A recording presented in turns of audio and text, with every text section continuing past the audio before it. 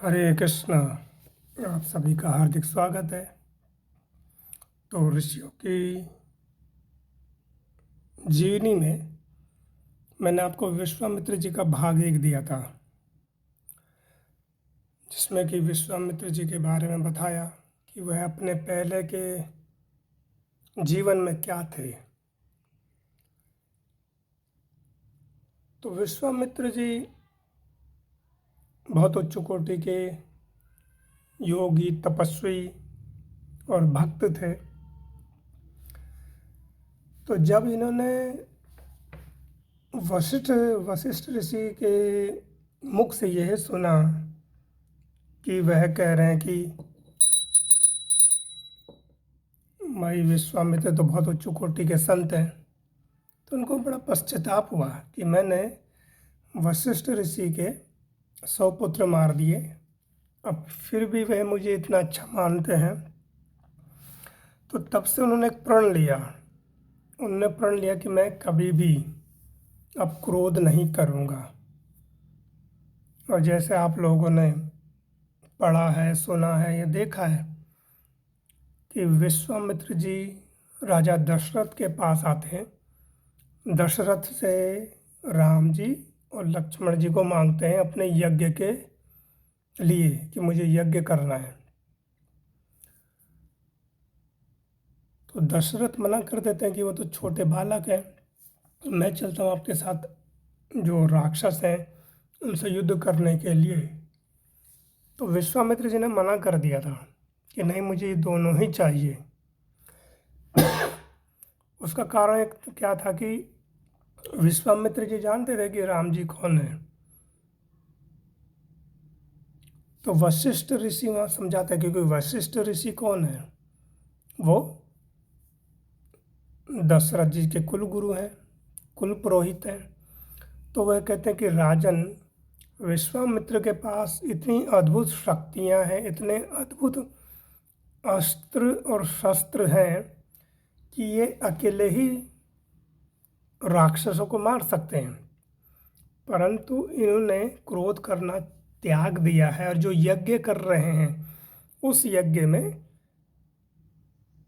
क्रोध नहीं किया जाता है। जब भी कोई संत या मुनि या यहाँ तक कि तांत्रिक लोग भी यज्ञ करते हैं या कोई साधना कर रहे होते हैं, तो उन साधना को कुछ नियम होता है। और नियम क्या है कि अपनी इंद्रियों को नियंत्रण में रखना, काम से, क्रोध से, लोभ से और जन समुदाय से दूर रहें। क्योंकि जब हम कोई तपस्या या साधना करते हैं तो हमारे शरीर के अंदर उस मंत्र के शक्ति इकट्ठा होना आरंभ होता है, जिसे हम ओरा कहते हैं, होरा कहते हैं।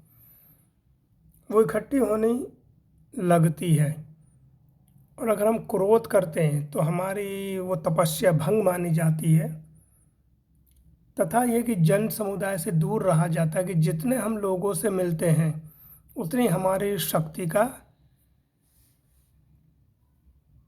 ह्रास होता है, यानी शक्ति हमारी कम होती है। तो प्राय अधिकतर देखें अभी भी, जैसे कुछ तांत्रिक लोग हैं, अगर वो तपस्या करेंगे, कोई साधना करेंगे तो एकांत में करते हैं जहाँ उनको कोई परेशान ना करे। तो वशिष्ठ मुनि कहते हैं कि ये अपने में बहुत शक्तिशाली मुनि हैं और ये सभी असुरों को स्वयं मार सकते हैं, परंतु एक तरह से ये आपको यश दिलाना चाहते हैं कि जो दशरथ है उनके पुत्र राम ने असुरों को मारा। तो विश्वामित्र जी इतने शक्तिशाली थे, एक बार इनमें रघु कुल में एक राजा हुए त्रिशंकु। तो ये राजा क्या है कि त्रिशंकु को ऐसे एक इच्छा हुई कि मैं इस शरीर के साथ जाऊं स्वर्गलोक।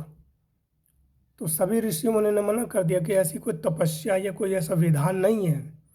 भाई भौतिक संसार जब संसार में आते हैं तो हमें शरीर त्यागना पड़ता है और फिर आत्मा अपने कर्म के हिसाब से फिर अलग अलग लोकों में जाती है और तुम तो शरीर के साथ जाना चाह रहे हो। तो उन सब ने मना कर दिया, लेकिन विश्वामित्र जी ने कहा कि मैं तुमको शरीर के साथ भेजूंगा। तो उन्होंने कुछ अनुष्ठान किया कि जिससे त्रिशंकु शरीर के साथ स्वर्ग लोक तक पहुंच गए। परंतु वहाँ पर जब इंद्र ने देखा कि एक मनुष्य योनि में रह करके यहाँ आ रहा है, तो उन्होंने उनको नीचे फेंक दिया। और जब वो नीचे गिर रहे थे त्रिशंकु, तो वो चिल्लाने लगे कि हे विश्वामित्र जी मेरी रक्षा करिए। तो उन्होंने को अपने तप के बलबूते पर अंतरिक्ष में या आकाश में ही रोक दिया कि वहीं रहिए। और फिर विश्वामित्र जी को क्रोध आया, तो उन्होंने क्या कहा कि मैं अपनी तपस्या से एक नए स्वर्गलोक का निर्माण करूंगा। और वो करने लगे, स्वर्गलोक बना भी दिया उन्होंने अलग से। तो वहाँ पर व्यवस्था करने लगे कि इंद्र कौन बनेगा, क्या होगा। तो ब्रह्मा जी से प्रार्थना करी इंद्र ने कि इनको रोकिए। तो ब्रह्मा जी गए विश्वामित्र के पास और बोले कि हे विश्वामित्र, आप ऋषि हो, आप क्रोध करना छोड़ दीजिए तथा ये कि आप दूसरे स्वर्गलोक का निर्माण मत करिए। तो विश्वामित्र जी ने ब्रह्मा जी के कहने पर अपना कार्य छोड़ दिया। और ऐसा कहा जाता है कि जब स्वर्गलोक बना रहे थे उसमें वो अपने बलबूते पर इंद्र